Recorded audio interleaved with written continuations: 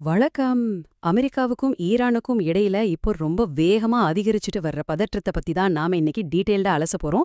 அரசியல் களத்துல சாதாரணமா வீசப்பட்ட ஒரு வார்த்தை எப்படி உலக பொருளாதாரத்தையே உழுக்க போகுதுங்கிறத நாம தெளிவா புரிஞ்சுக்கலாம். வாங்க நேரா விஷயத்துக்கு போவோம். உலகத்தையே ஒரு நிமிஷம் திரும்பி பார்க்க வச்சு வாஷிங்டன்லேருந்து வந்த இந்த நேரடியான எச்சரிக்கையிலேருந்தே ஆரம்பிக்கலாம். அமெரிக்கர்கள் தாக்கப்பட்டால் கடுமையான பதிலடி கொடுப்போம் அப்படின்னு அமெரிக்க வெளியுறவுத்துறை அமைச்சர் மார்க்கோ ரூபியோ சொன்ன இந்த ஒரு வாக்கியம் மத்திய கிழக்குல பெரிய பதற்றத்தை உருவாக்கியிருக்கு.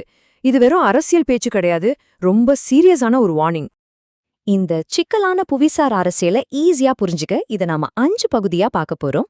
ரூபியோ கோட்பாடு, ஹார்முஸ் ஜலசந்தி, தடுப்பு நடவடிக்கைக்கும் தவறான கணிப்புக்கும் உள்ள வித்தியாசம், உலகளாவிய எண்ணெய் சந்திக்கு உள்ள ஆபத்து, அப்புறம் ராஜதந்திர சவால்கள். முதல்ல இந்த ரூபியோ கோட்பாடு அப்படின்னா என்னன்னு பார்க்கலாம். பொதுவா வல்லுநர்கள் இதை எப்படி பார்க்கறாங்க தெரியுமா?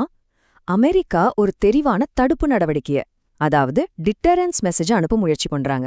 சிம்பிளா சொல்லணும்னா, எதிரி ஒரு விஷயத்த செய்யறதுக்கு முன்னாடியே இத செஞ்சா கடுமையான பதிலடி இருக்குன்னு பயமுறுத்தி தடுக்கிறது.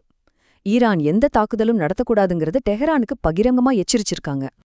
ரூபியோவோட இந்த கருத்துக்கள் ஒரு தெளிவான கோட்டை கிழிச்சிருக்கு.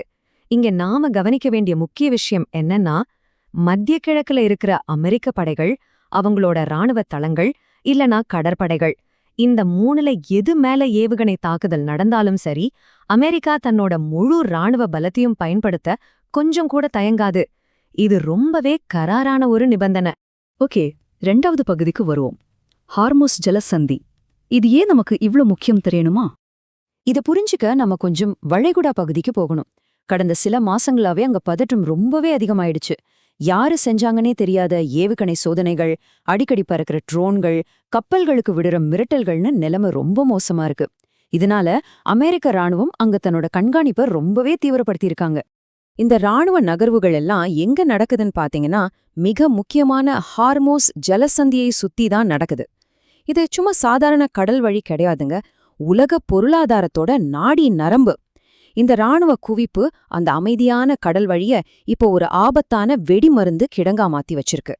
அடுத்து 3வது பகுதி தடுப்பு நடவடிக்கை மற்றும் தவறான கணிப்பை பத்தி பார்க்கலாம்.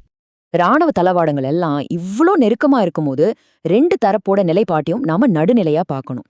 ஒரு பக்கம் ஈரான் தான் பிராந்தியத்துல பிரச்சனையை தூண்டி விடுறாங்கன்னு வாஷிங்டன் குற்றம் சாட்டுது. ஆனா மறுபக்கம் டெஹரான் என்ன சொல்றாங்க, எங்களுக்கும் இதுக்கும் எந்த சம்பந்தமும் இல்ல, எங்களுக்கு போர் வேணாம், ஆனா எங்க மேல கை வச்சா நாங்களும் சும்மா இருக்க மாட்டோம், கடுமையான பதிலடி கொடுப்போம்னு சொல்றாங்க. ஒரு மிகப்பெரிய முட்டுக்கட்டை இங்க உருவாகிருக்கு. இப்போ உலக நாடுகளோட மிகப்பெரிய பயமே இந்த மிஸ்கால்குலேஷன், அதாவது தவறான கணிப்பு தான். கடல்ல நடக்கிற ஒரு சின்ன உரசலோ இல்ல வழித்தவறி போய் விழுகிற ஒரு ஏவுகணையோ கூட பல நாடுகளை உள்ளிழுத்து ஒரு மாபெரும் பிராந்திய போரை உருவாக்கிடுமோங்கிற பயம் எல்லாருக்கும் இருக்கு. இந்த விஷயத்துல சர்வதேச அளவிலையும் சரி, சோஷியல் மீடியாலயும் சரி 2 விதமான கருத்துக்கள் இருக்கு. அமெரிக்கா தன்னோட பலத்தை கண்டிப்பா நிரூபிக்கணும்னு ஒரு தரப்பு ஸ்ட்ராங்கா சப்போர்ட் பண்றாங்க. ஆனா விமர்சகர்கள் என்ன சொல்றாங்கன்னா, எரியிற தீயில எண்ணெய ஊத்துற மாதிரி இந்த ஆக்ரோஷமான பேச்சுகள் நிலைமையை இன்னும் மோசமாக்கிடும், அமைதி பேச்சுவார்த்தைக்கான வழியை அடைச்சிடும்னு எச்சரிக்கிறாங்க. 4வது பகுதி ஆபத்துல இருக்கிற உலகளாவிய எண்ணெய் சந்தை. இதை எப்படி நம்மள பாதிக்க போகுதுன்னு பாப்போம். எல்லாமே கைமீறி போய் உண்மையிலேயே அங்க ஒரு போர் வெடிச்சா என்ன ஆகும்? விளைவு எப்ப தெரியும்னு நினைக்கிறீங்க? வார கணக்குல எல்லாம் ஆகாதுங்க. சில மணி நேரத்திலேயே உலகளாவிய எரிசக்தி சந்தையில இதோட தாக்கம் பட்டவர்த்தனமா தெரியும்னு நிபுணர்கள் எச்சரிக்கை மணி அடிக்கிறாங்க. ஏன்னா உலகத்தோட தினசரி எண்ணெய் ஏற்றுமதியில ஒரு மிகப்பெரிய பகுதி இந்த ஹார்மஸ் ஜலசந்தி வழியாத்தான் நடக்குது. அப்போ அங்க சின்னதா ஒரு சலசலப்பு வந்தாலும் குளோபல் சப்ளை செயின் அப்படியே முடங்கிடும். இதனால நேரடியா நமக்கென்ன பாதிப்பு? சிம்பிள், உலகெங்கிலும் பெட்ரோல் டீசல் விலை ராக்கெட் வேகத்துல எகுரும். இது எல்லார் பாக்கெட்டையும் பதம் பார்க்க போற ஒரு சர்வதேச பிரச்சனை. இப்போ நம்ம 5வது மற்றும் கடைசி பகுதிக்கு வந்துட்டோம். தூதரக ரீதியான சவால்கள்.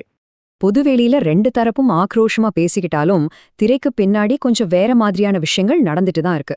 ஐரோப்பிய நாடுகள் உட்பட பல வல்லரசுகள் 2 தரப்பையும் அமைதிப்படுத்த தீவிரமா முயற்சி பண்ணிட்டு இருக்காங்க. வாஷிங்டனும் டெஹரானும் ஒவ்வொரு சின்ன நகர்வையும் உன்னிப்பா கவனிச்சிட்டு வராங்க. அதனால நிலைமை இப்ப வரைக்கும் ரொம்பவே பதற்றமா, அதே சமயம் அடுத்து என்ன நடக்கும்னு கணிக்க முடியாத அளவுல தான் இருக்கு. ராணுவ ஆய்வாளர்கள் என்ன சொல்றாங்கன்னா, இனி வரப்போற நாட்கள் ரொம்ப ரொம்ப முக்கியமானதுன்னு சொல்றாங்க. ராஜதந்திரம்னு சொல்ற அந்த மெல்லிய கயிற்றின் மேல உலகமே இப்ப நடந்துட்டு இருக்கு. நாம எந்த பக்கம் விழ போறோம்? அமைதி பேச்சுவார்த்தைகள் ஜெயிக்குமா இல்ல பல நாடுகளை உள்ளிழுக்கிற ஒரு இருண்ட போருக்குள்ள நாம தள்ளப்பட போறோமா பொறுத்திருந்து தான் பார்க்கணும். இந்த முக்கியமான கேள்வியோட இந்த அலசலை நம்ம நிறைவு செய்யலாம்.